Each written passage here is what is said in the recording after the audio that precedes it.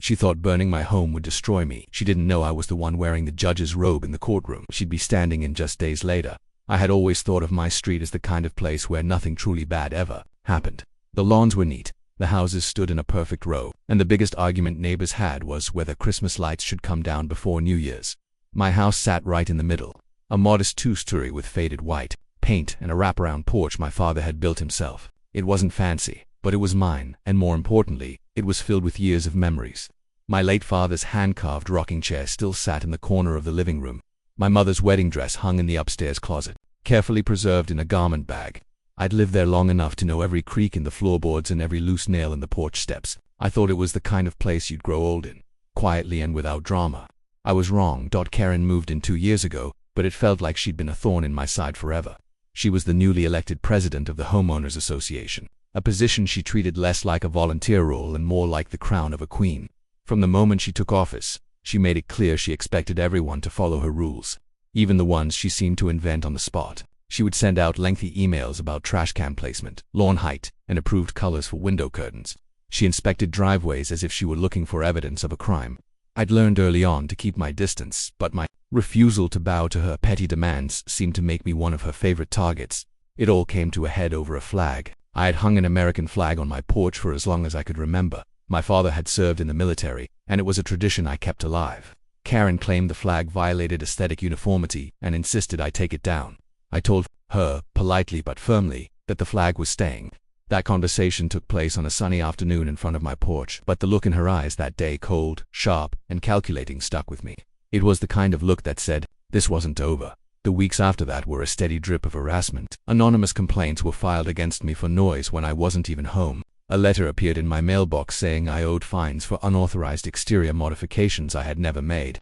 I started finding HOA notices taped to my front door, even though official correspondence was supposed to come by mail. Neighbors whispered that Karen had been making comments about me in meetings, implying I was difficult and non-compliant.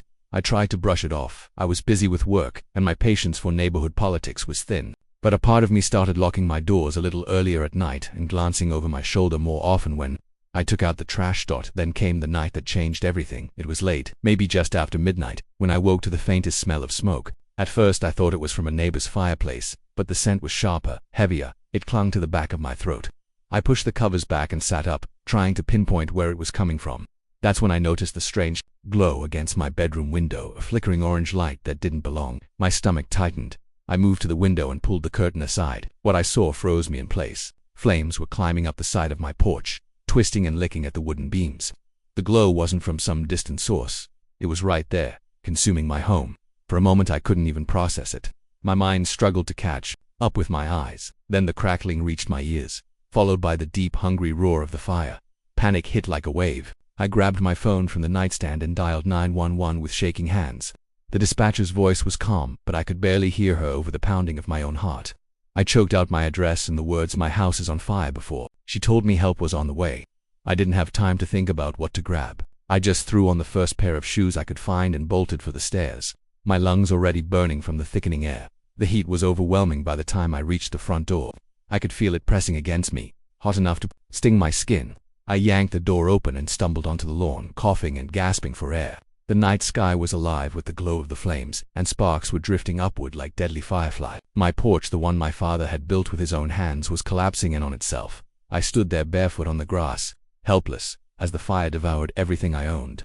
The sound of sirens cut through the chaos, growing louder until a fire truck screeched to a halt in front of my house. Firefighters jumped out, shouting orders and dragging hoses toward the blaze. Neighbors had started gathering at a safe distance, their faces pale in the firelight. Some clutched blankets around their shoulders. Others just stared in shock. One of the firefighters approached me, asking if anyone else was inside. I shook my head, my voice caught somewhere in my throat. He gave me a brief nod and ran back toward the truck. I watched as they sprayed water into the flames, but the fire was too far gone. The roof caved in with a deafening crash, sending up a cloud of embers that floated briefly before vanishing into the night. It was over an hour before the flames were mostly under control. By then, there was nothing left of my home but blackened beams and smoking rubble. I wrapped my arms around myself, not sure if I was shivering from the cold or from shock. The fire chief came over, his face serious. "We're going to need to investigate this one," he said. "It doesn't look accidental. We're finding signs of accelerants." The word accelerants landed in my chest like a stone. Someone had set this fire on purpose, and even before the thought was fully formed, I knew exactly who could be behind it. I didn't want to believe anyone could go that far, especially over petty neighborhood disputes, but every interaction with Karen flashed through my mind. The glares, the warnings, the simmering anger in her voice when I told her the flag was staying. The police arrived shortly after, taking statements from me and the neighbors. I was still answering questions when one of them walked over holding a small flash drive. "Your neighbor down the street says they caught something on their security camera," the officer said. I watched as he plugged it into a laptop and pulled up the footage. The grainy black and white video showed a silver SUV pulling up to the curb in front of my house around midnight. The driver's side door opened, and a figure stepped out, carrying something. The figure walked toward my porch, crouched for a moment, and then returned to the SUV minutes later. The first flickers of fire appeared on the screen, growing quickly into an inferno. Even with the camera's poor resolution, there was no mistaking the SUV's distinctive roof rack or the way the figure moved. I'd seen both plenty of times before. "It's Karen," I said, my voice low but steady. "That's my neighbor, the HOA president." The officers exchanged a glance, one of them scribbling something in his notebook. "We'll follow up on this immediately," he said. "Thank you for confirming." I stood there for a long time after they left, staring at the ruins of my house. The embers still glowed faintly in the dark, like the heartbeat of something that refused to die. I should have been numb, but instead I felt a slow, cold anger settling in. She had crossed a line no one could come back from. This wasn't about rules or fines anymore. This was personal. As the night gave way to early morning, I thought about what would happen next. Karen had no idea who she was dealing with. Not really. She knew me as the neighbor who ignored her HOA notices, the one who defied her petty rules. She didn't know the other side of me. The one that put on a black robe every weekday morning and presided over cases just like the one she'd soon be facing. The police were already moving, and when the time came, I'd be ready to see her, walk into a courtroom, my courtroom, and answer for what she had done. The morning after the fire felt unreal, like I'd stepped into someone else's life. My clothes still smelled of smoke, and my eyes stung from the heat and ash. I'd slept for barely 2 hours on a neighbor's couch, waking up every time I heard a car outside. My phone was flooded with messages from friends, colleagues, and a few nosy neighbors who suddenly wanted to check in. Underneath their concern, I could feel the curiosity. People wanted to know the details, and, in a neighborhood like ours, word traveled faster than the wind. I didn't have the patience for small talk. By mid-morning, I'd gone to the police station to give a full statement. Detectives had already confirmed that the silver SUV in the video matched the one registered to Karen. They told me they were securing a warrant for her arrest. It was strange. I'd presided over dozens of cases involving warrants, but sitting there as the victim, I felt the process in a way I never had before. It was personal now. While I was at the station, an officer came in and leaned toward the lead detective. "She's at home," he said quietly, just loud enough for me to hear. "Cars in the driveway." I knew what that meant. They were going to pick her up. Part of me wanted to be there to see it, but another part of me wanted her to feel the shock without the satisfaction of seeing my face. I left the station and drove to the edge of the neighborhood, parking where I could still see her house in the distance. It wasn't hard to spot the cluster of black and white cruisers as they pulled up. The officers moved quickly, stepping out in pairs. Within minutes, Karen appeared at the door, wearing a pale blue sweater and an expression that shifted from confusion to outrage as they told her why they were there. She tried to talk over them, waving her hands, shaking her head. The officers didn't react. One of them simply took her by the arm, guiding her down the steps. When they reached the bottom, she caught sight of one of the neighbors standing across the street. Her voice carried even from where I sat. "This is ridiculous. I didn't do anything," she yelled. But the neighbors weren't buying it. I could see it in their faces. The neighborhood gossip machine was already in full swing, and in this case, the truth was worse than any rumor. Karen was placed in the back of the cruiser, still protesting, and the door shut with a solid final sound. As the convoy pulled away, I let out a long breath I hadn't realized I'd been holding. It wasn't justice yet, but it was the first step.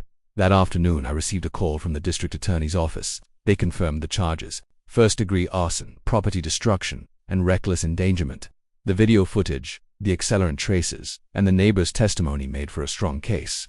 I thanked them for the update, but I didn't mention my other connection to the matter. I knew I'd have to tread carefully. Judicial ethics were strict, and any sign of personal involvement in a case I might oversee could cause problems. But fate, it seemed, was already arranging the pieces in a way no one could have planned. 2 days later, I was in my chambers reviewing a stack of unrelated case files when my clerk knocked on the door. "Judge, the new docket for next week is here," she said, setting the papers on my desk.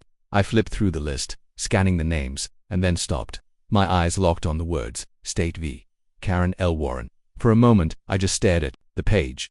The odds of her case landing in my courtroom, at least for the preliminary hearing, were slim. We had 3 other judges in the building, but there it was, in black and white. Karen's case was assigned to me. I leaned back in my chair, feeling a strange mix of disbelief and something sharper, colder. This wasn't the trial, just an initial appearance to set bail and review the charges, but still. It was a moment she would never forget. I didn't tell anyone in the courthouse about the personal history. I didn't need to. All I had to do was treat the case like any other that crossed my desk, keep my tone neutral, and let the facts speak for themselves. But deep down, I couldn't help thinking that this was the moment the balance would shift. She had spent months trying to make me feel powerless. Now she would stand in front of me, and the power would not be hers. The morning of the hearing, I woke before sunrise. My suit hung neatly on the back of the bedroom door, my robe freshly pressed. I ate a quick breakfast, more out of habit than hunger, and drove to the courthouse. The parking lot was quiet, the air cool. I walked inside, nodding to the security staff, and climbed the stairs to my chambers. The courtroom was already prepared, rows of benches polished, the state flag hanging neatly beside the judge's bench. At 9 o'clock sharp, the bailiff called the court to order. The first few cases went quickly, routine matters involving traffic violations and minor disputes. Then the bailiff read the next name, State of County versus Karen L. Warren. The doors at the back of the courtroom opened, and Karen walked in, escorted by a deputy. She was wearing a gray suit that looked a size too tight, her hair pulled back into a severe bun. At first her eyes were fixed on the floor, but as she approached the defense table, she finally looked up. The moment our eyes met, I saw the realization hit her. Her steps faltered, just slightly, and a flicker of something, confusion, disbelief, maybe even fear, crossed her face. Her lawyer leaned toward her, whispering, but she barely seemed to hear him. I kept my voice even professional. Good morning, this is the matter of State versus Karen Warren. Are both sides ready to proceed? Her lawyer answered, his tone polite but cautious. Yes, Your Honor. The prosecutor summarized the charges, outlining the evidence, the surveillance footage, the accelerant traces, the timeline. I watched Karen out of the corner of my eye.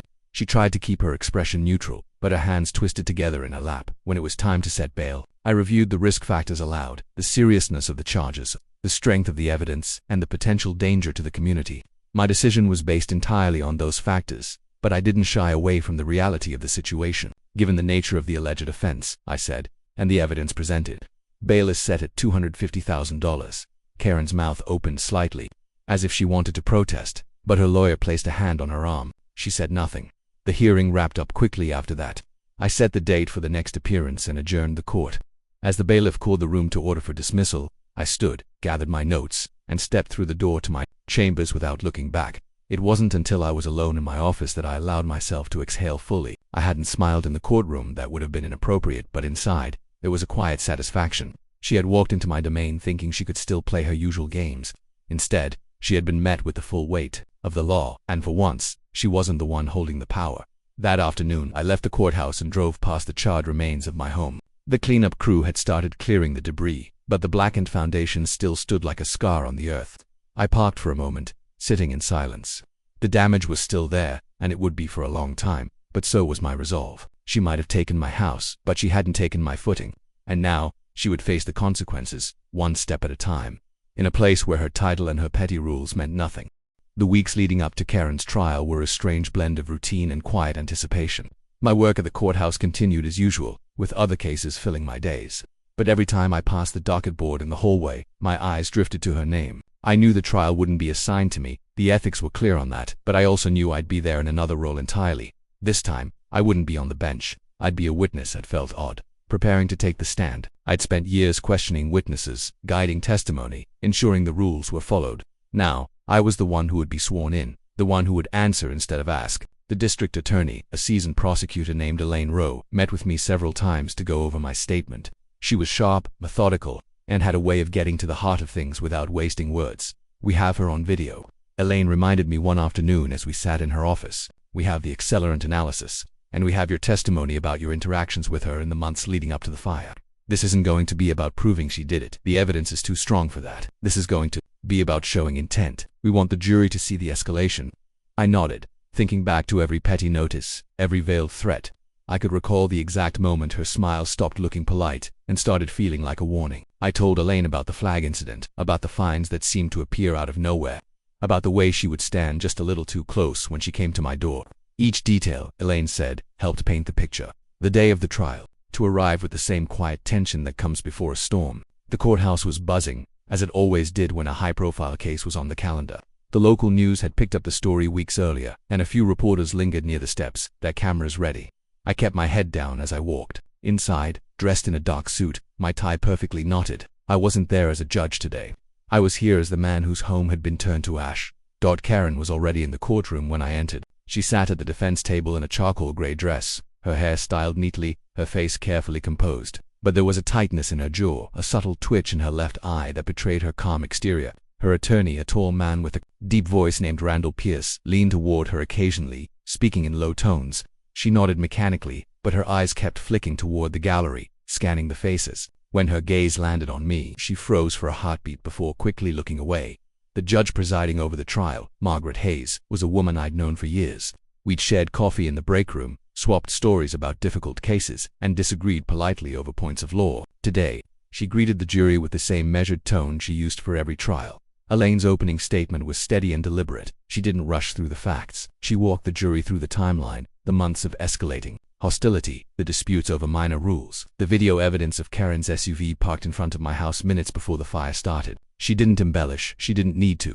The story was damning on its own when it was Randall's turn. He painted Karen as a victim of misunderstanding, a woman wrongly accused by a neighbor with influence. This is a neighborhood dispute. That got blown out of proportion, he said, his voice warm and confident. My client is not a criminal. She's a community leader who has been unfairly targeted. He hinted without saying outright that my position as a judge had swayed the investigation. I kept my expression neutral, but inside I felt the flicker of anger. That was the defense's strategy: muddy the waters, cast doubt, and shift attention away from the evidence. The first day of testimony was devoted to the forensic experts.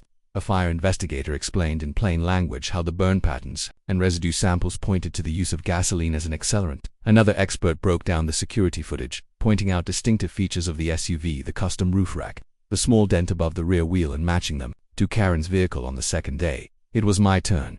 Walking to the witness stand felt different than I'd imagined. The courtroom looked smaller from this angle, the jury closer, their eyes fixed on me. Judge Hayes swore me in, and I sat, my hands folded loosely in my lap. Elaine started gently. Could you please state your name and occupation for the record? I did. There was a slight murmur in the room when I said I was a county judge, but it faded quickly. Elaine led me through the events, the history of my interactions with Karen, the disputes, the harassment, and finally, the night of the fire. I kept my answers clear and factual, resisting the urge to add emotion. I described waking to the smell of smoke, seeing the flames, calling 911. I told them about watching the video footage and recognizing Karen's SUV. Was there any doubt in your mind that the person in that video was the defendant? Elaine asked. None, I said. My voice didn't waver. When Elaine finished, Randall rose for cross-examination. He moved slowly, taking a moment to adjust his glasses before speaking. You and Ms. Warren had disagreements prior to this incident, correct? He asked. Yes, I said. And these disagreements became personal, didn't they?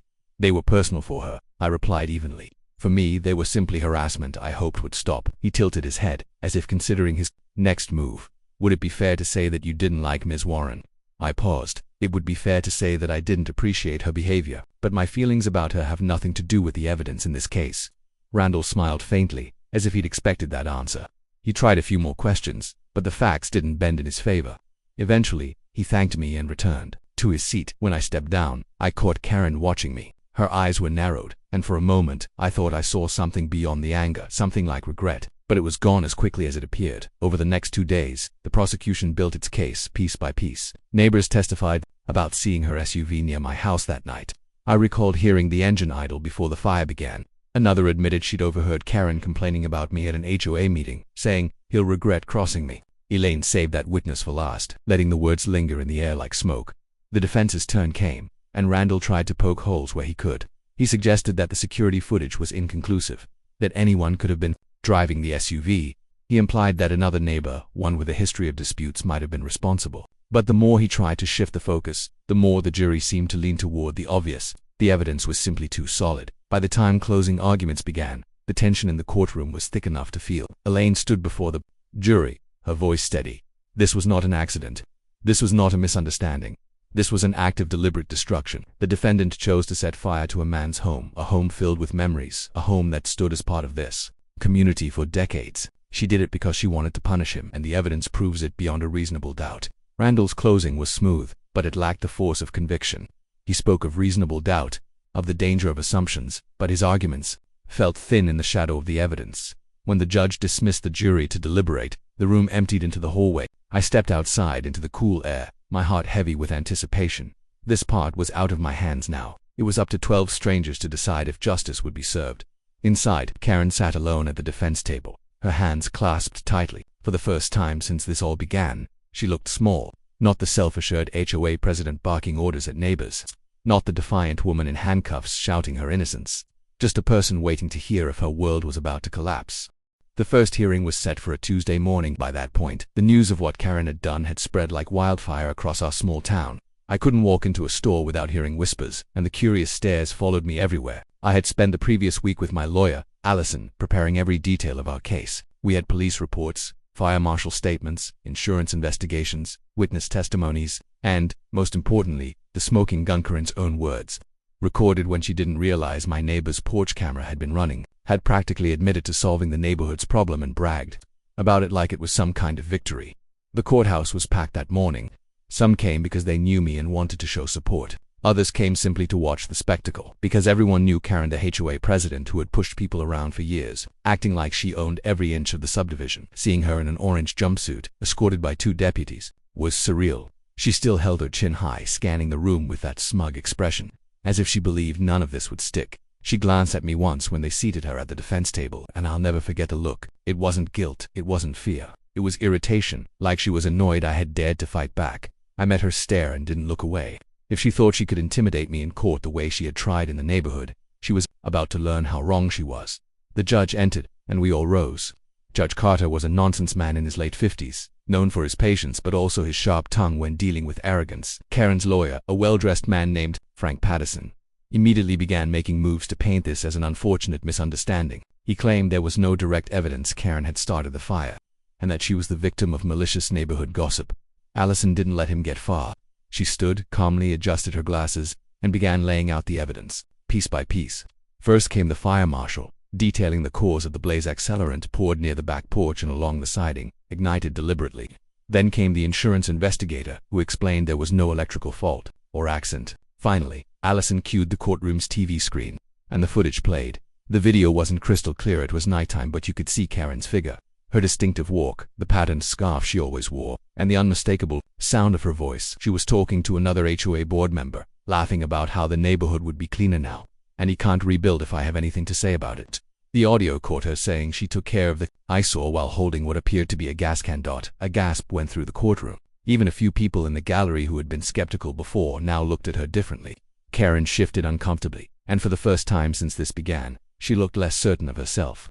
Her lawyer tried to object, calling the video circumstantial, but Judge Carter overruled him. Then came my testimony. I talked about the night of the fire, how I had been staying at my brother's place for the weekend, how I came back to find everything I owned reduced to ash, how the fire chief had told me it was arson, and how days later, whispers started pointing to Karen. I didn't raise my voice. I didn't cry. I spoke plainly, because the truth was enough. I also told the court about our history, how she had harassed me over minor things, tried to fine me for parking my own truck in my driveway, and threatened me when I wouldn't join her ridiculous neighborhood improvement plan. Frank tried to trip me up on cross-examination. He asked if I had any personal grudges against Karen. I said, only the kind that comes from someone burning my house down. That got a few quiet chuckles from the gallery, and even Judge Carter's lips twitched. Frank backed off. When it was Karen's turn to testify, she strutted to the stand like she was on some HOA stage, not in a court of law. She claimed she had been framed and that the video was doctored by neighbors who didn't like her commitment to high community standards. She painted herself as a victim, saying she had spent years cleaning up the messes of lazy residents and that she was being punished for caring too much. But the prosecution tore her story apart. They brought in the neighbor she'd been talking to in the video, a man named Bill, who had been on the HOA board but resigned shortly after the fire. Under oath, Bill confessed that Karen had told him, the very next morning, "It's done. He won't bother us again." His voice shook as he said it, clearly uncomfortable with the role he had played by not coming forward sooner. Karen's face hardened. She tried to interrupt, blurting out, "He's lying." But the judge banged his gavel and warned her to keep quiet. The jury watched her closely now, her smugness unraveling into flashes of anger. By the time the first day ended, I could see the tide turning. The evidence was piling up, and her defenses were falling apart. As we left the courthouse, several neighbors approached me. Some apologized for not speaking up sooner, admitting they had been afraid of crossing Karen.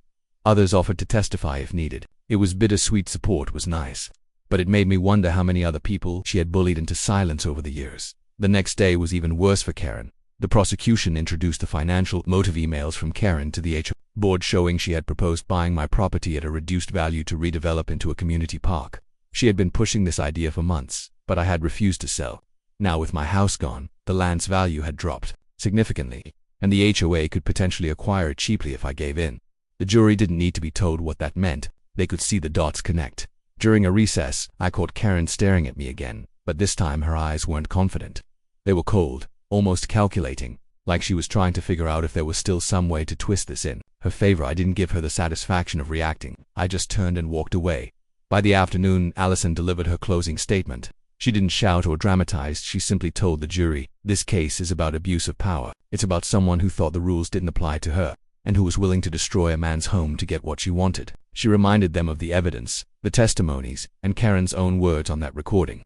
"Justice isn't about revenge," she said. "It's about making sure people like this face consequences." When the judge dismissed the court for the day, I walked out feeling lighter than I had in months. It wasn't over yet, but for the first time, I truly believed she would pay for what she had done. The jurors had seen her arrogance, her lies, and the trail of proof she couldn't erase. That night, I barely slept, not from anxiety, but from anticipation. Tomorrow could be the day the woman who burned my life to the ground finally faced the reality she had been dodging. The morning of the final day in court arrived with a kind of heavy stillness that felt almost unnatural. I sat at the long oak table with my attorney, feeling my pulse thud in my ears as the judge walked in. This wasn't just about money anymore. It wasn't just about punishing Karen for what she had done. This was about closing a chapter of my life that had been dominated by her malice, her arrogance, and her utter disregard for anyone's rights but her own. Karen sat across from me at the defendant's table, her smugness noticeably thinner than in previous days. Her once bright confidence had dulled under the mountain of evidence presented against her: photos of the charred remains of my home, fire investigation reports, bank records, phone logs, and the testimony of neighbors who had seen her on my property that night. The jury had heard it all, piece by piece, and you could see the weight of it settling in. As my attorney gave our closing argument, I felt the tension uncoil just slightly. He spoke with the clarity of someone who didn't just know the facts, but believed in the cause. The defendant, Karen Myers, wasn't just negligent, he said firmly. She was intentional. She lit the match literally and figuratively that destroyed my client's home, his security, and his peace. And then she thought she could get away with it because she believed she was above the law. Karen's lawyer tried to spin the story, claiming the evidence was circumstantial, painting Karen as the victim of a vendetta. But the problem was that the truth didn't bend in her favor anymore. Too many witnesses, too many documents, too much proof that her innocent narrative was a fabrication. When the judge finally gave the jury instructions and they filed out to deliberate, the air in the room seemed to freeze.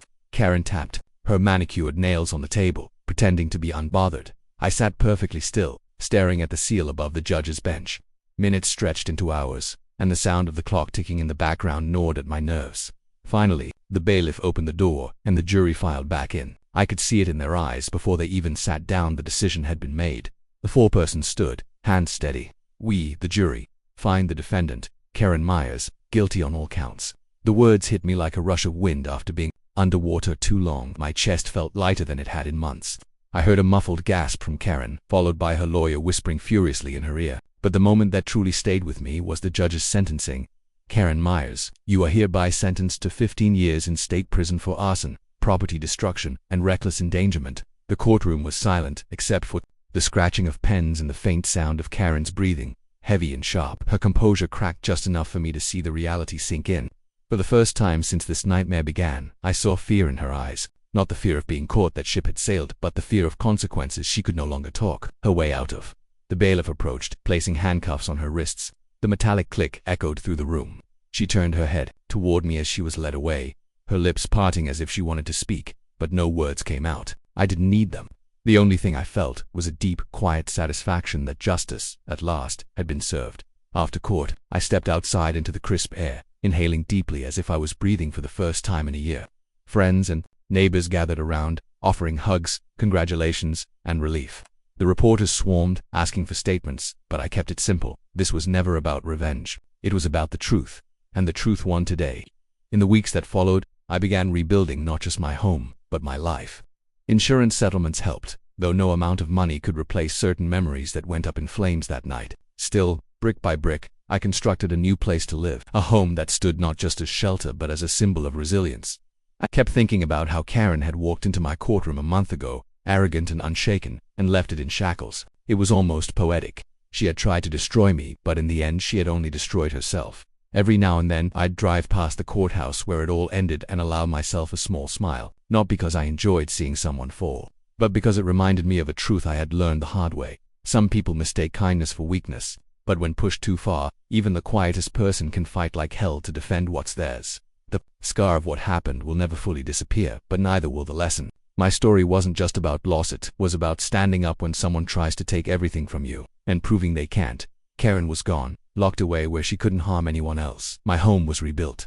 My life was mine again. And for the first time in a long time, I slept soundly, knowing that chapter was finally, irrevocably closed. For more gripping real-life stories like this, watch Bright Reality on YouTube. Like, share, comment, and don't forget to subscribe to Bright Reality for more.